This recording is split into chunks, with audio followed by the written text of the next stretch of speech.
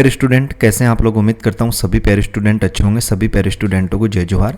तो finally students, बात करेंगे अपन इस वीडियो में आपके वार्षिक परीक्षा 2025-26 कक्षा 7वीं और विषय यहाँ पे आपकी विज्ञान। तो जो क्लास 7th वाले स्टूडेंट हैं, सीजी बोर्ड वाले, उनके लिए ये वीडियो रहेगी। इस वीडियो में क्लास 7th के लिए सब्जेक्ट आपका जो साइंस है, विज्ञान है, उसका जो क्वेश्चन आंसर है उसके अपन सोल्यूशन यहाँ पे कवर करेंगे। समय स्टूडेंट्स आपको एग्जाम में 3 घंटे का मिलता है और पूर्णांक आपको बताए 80 अंक आपका पेपर होता है। ठीक है। अनुक्रमांक अंकों में तो यहाँ पे आपको अपने रोल नंबर लिखने हैं अंकों में, इधर आपको शब्दों में, यहाँ पे आपको अपना नाम, यहाँ पे शाला का नाम, यहाँ पे हस्ताक्षर निरीक्षक और ये जांच करता है, ये दोनों खालिस्तान खाली छोड़ना है। चैनल पे पहली बार आए तो चैनल को यार जरूर सब्सक्राइब करना। आपके बहुत सारे कमेंट आ रहे थे कि भैया कक्षा 7वीं वालों के लिए वीडियोज़ लाइए, तो आप अपने टाइम टेबल के अकॉर्डिंग इस वीडियो को आपको देखना है। और चाहे आप छत्तीसगढ़ के किसी भी जिले से हों, सभी जिलों वाले जो स्टूडेंट हैं सभी को ये वीडियो देखनी है, क्योंकि आपके जिले वाइज क्वेश्चन पेपर होते हैं। ठीक है। और चैनल को सब्सक्राइब करना बिल्कुल भी नहीं भूलना है। ठीक है। तभी हम जो है अदर सब्जेक्ट के वीडियोस भी जल्दी आपको प्रोवाइड करवा देंगे। देखो, निर्देश हैं सबसे पहले, सभी प्रश्न हल करना अनिवार्य है। वस्तुनिष्ठ प्रश्न, सबसे पहले ऑब्जेक्टिव टाइप क्वेश्चन आपके। प्रश्न पहला है, कच्चे आम का रस होता है। तो जो कच्चा आम होता है ना स्टूडेंट्स, उसमें साइट्रिक अम्ल पाया जाता है। ठीक है। यानी कि वो अम्ल पाया जाता है, एसिड पाया जाता है, तो वो अम्लीय हो गया। ए वाला जो ऑप्शन है ना, ये आपको इसमें राइट करना है। इसमें आपको लिखना है भैया अम्लीय। ठीक है। अम्लीय इसमें आप लोग राइट आंसर में लिखेंगे। ठीक है।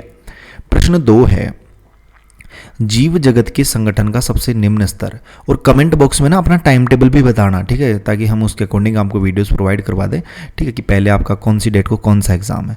देखो, जीव जगत के संगठन का सबसे निम्न स्तर है कोशिका। ब वाला जो ऑप्शन है ना, ये आपको इसमें राइट करना और यहाँ पे लिखना है भैया कोशिका। ठीक है। क्या लिखोगे? कोशिका आप लोग इसमें लिखोगे। फिर अगला है यहाँ पे प्रश्न 3, एक समतल दर्पण में आपतन कोण होता है।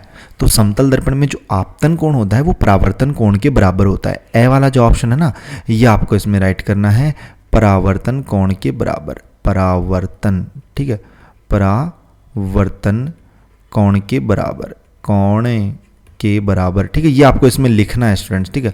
मतलब उत्तर में आपको ये लिखना भी है जो दे रखा है वो। निम्नांकित में विद्युत का सुचालक नहीं है। देखो, नहीं है बोला इसने, तो देखो तांबा एक धातु है, ये विद्युत का सुचालक होती है। पीतल भी धातु है, ये सुचालक होती है। ग्रेफाइट अधातु है लेकिन विद्युत का सुचालक होती है। कांच जो होती है ना, वो विद्युत का सुचालक नहीं है। तो ये जो है ना, द वाला ऑप्शन आपको इसमें राइट करना है। हेक्टेयर इकाई है, तो हेक्टेयर जो क्षेत्रफल की इकाई है भैया, ए वाला ऑप्शन आप इसमें राइट करेंगे। विद्युत बल्ब का फिलामेंट बना होता है टंगस्टन का। ठीक है। बे वाला जो ऑप्शन है ना, ये आप इसमें राइट करना। ठीक है। और पेरेंट्स आपसे रिक्वेस्ट है, चैनल को अगर आप लोगों ने सब्सक्राइब नहीं किया है अभी तक, तो बस चैनल को जरूर सब्सक्राइब करें। इसी तरीके से आपको ऑल सब्जेक्ट्स के क्वेश्चन आंसर यहाँ पे प्रोवाइड करवाए जाएंगे। और भी वीडियोज आएंगे साइंस के, क्योंकि आपके जिले वाइज पेपर होते हैं। ठीक है। तो इसलिए, ठीक है, लेकिन आपको सभी जिलों के लिए स्टूडेंट्स को जो है ना ये वीडियो देखनी है। देखो, अति लघुत्तरीय प्रश्न है, प्रश्न क्रमांक 7वां, आर्कटिक प्रदेश के अधिकांश जंतु सफेद रंग के क्यों होते हैं। ठीक है। तो इसका उत्तर लिखो कि आर्कटिक प्रदेश इतने ठंडे होते हैं कि यहाँ की जमीन लगभग पूरे वर्ष बर्फ की मोटी परत से ढकी रहती है। अतः यहाँ के वातावरण के अनुसार अनुकूल तथा शत्रुओं से बचाव हेतु यहाँ की अधिकांश जंतु सफेद रंग की होते हैं। ठीक है। अगला देखना 8वां प्रश्न, ऊष्मा संचरण की विधियों के नाम लिखिए। ऊष्मा संचरण की विधियों के नाम लिखिए।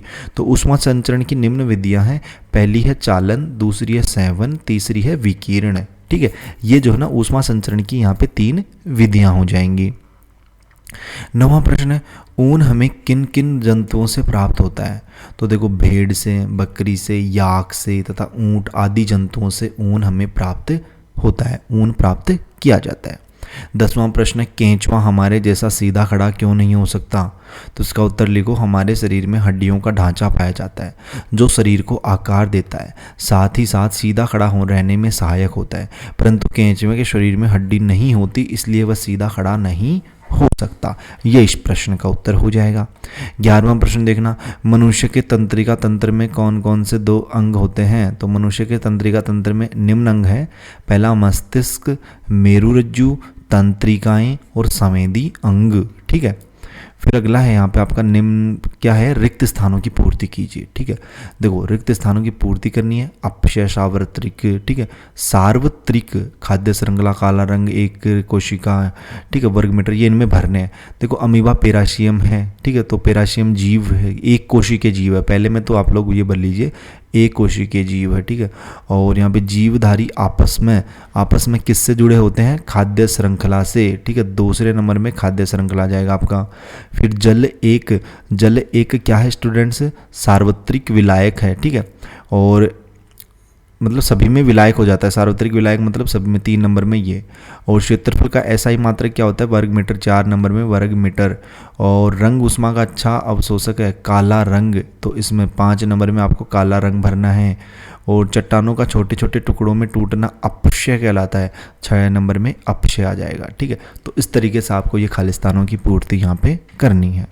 अगला देखना, तत्व एवं यौगिक में अंतर स्पष्ट कीजिए, और इसके अथवा में है अलैंगिक जनन एवं लैंगिक जनन में अंतर स्पष्ट कीजिए। तो देखो तत्व में अवयवी पदार्थ एक ही प्रकार के होते हैं, तत्व के गुण अपने अवयवी पदार्थ का ही गुण होता है। और यौगिकों के बारे में, यौगिक में अवयवी पदार्थ 2 या 2 से अधिक होते हैं, यौगिक के गुण अपने अवयवी तत्वों से भिन्न होते हैं। ठीक है, ये आपको इसमें लिखना है। फिर आगे प्रश्न देखो, प्रश्न क्रमांक कौन सा था, ये 13वां था ना, हाँ अब 14वां प्रश्न आ गया अपना। मनुष्य के श्वसन तंत्र का नामांकित चित्र बनाइए अथवा उत्सर्जन तंत्र का नामांकित चित्र बनाइए। तो जो उत्सर्जन तंत्र है ना, मनुष्य का उत्सर्जन तंत्र, वो आप लोग यहाँ पे देख सकते हो। ठीक है, ये रक्त वाहिकाएं हो गई, ये वृक्क हो गया, ये मूत्रवाहिनी हो गई, ये मूत्राशय हो गया, मूत्रमार्ग हो गया, मूत्र छिद्र हो गया। ठीक है, तो ये जो है ना यहाँ पे मनुष्य का उत्सर्जन तंत्र है। फिर अगला देखो अपन नेक्स्ट क्वेश्चन देखते हैं 15वां दीर्घ उत्तरीय प्रश्न अपना। देखो कंप्लीट सॉल्यूशन कवर करूंगा, टोटल आपके क्वेश्चन 17 हैं इस वीडियो में, तो टोटल सॉल्यूशन बताऊंगा। बस आपसे रिक्वेस्ट है चैनल को जरूर सब्सक्राइब करें। ठीक है, और जल्दी आपके अदर सब्जेक्ट के वीडियोस भी आपको प्रोवाइड करवा दिए जाएंगे, बस आपसे शर्त यह है कि चैनल को जरूर सब्सक्राइब करेंगे। देखो पृथ्वी में जल चक्र को नामांकित चित्र के माध्यम से समझाइए, और इसके अथवा में कि जल प्रदूषण किसे कहते हैं, जल प्रदूषण के कारण लिखें। तो देखो जल में विभिन्न स्रोतों के अनेक रासायनिक पदार्थ, मल मूत्र तथा दूसरे अवांछित पदार्थ आदि मिलाकर जल को प्रदूषित कर देते हैं। इस प्रकार उनके द्वारा जल का दूषित हो जाना जल प्रदूषण कहलाता है। जल प्रदूषण के निम्नलिखित कारण हैं।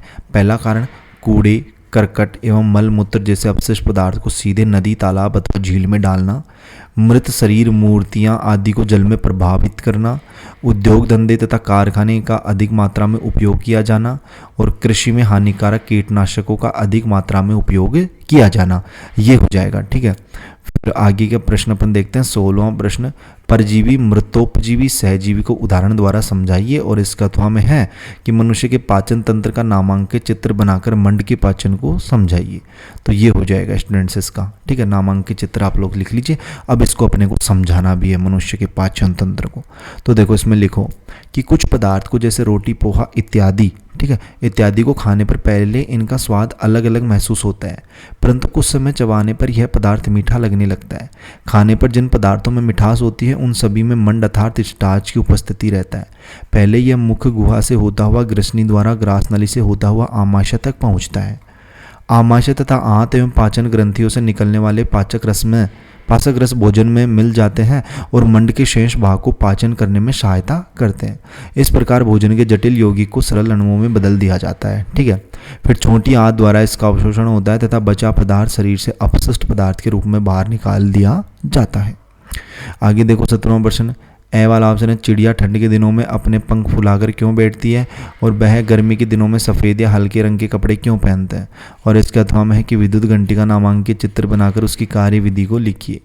तो इसका उत्तर लिखो ए वाला, कि ए वाले का उत्तर। ठीक है, इसका देख रहे हैं अपन, अथवा वाले को भी आप लोग कर सकते हो, मैं ए वाले का बता रहा हूँ कि चिड़िया अपने पंख के अंदर हवा को समेट कर रखती है जिससे उसे गर्मी का एहसास होता है।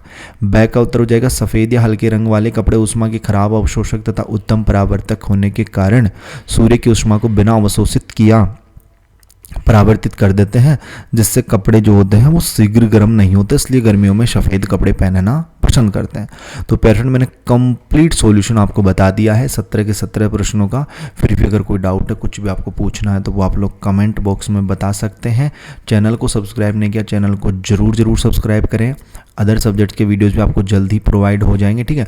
और अपना टाइम टेबल जो है वो वीडियो में कमेंट बॉक्स में बता देना, ठीक है, क्योंकि जिले वाइज आपके पेपर होते हैं, ठीक है, अलग अलग डिस्ट्रिक्ट में अलग अलग, लेकिन लगभग सिमिलर क्वेश्चन होते हैं। तो आप लोग जिले वाइज जो है ना अपने टाइम टेबल के अकॉर्डिंग इस पेपर को आपको तैयार करना है। और भी वीडियोज़ आपको प्रोवाइड होंगे, ठीक है।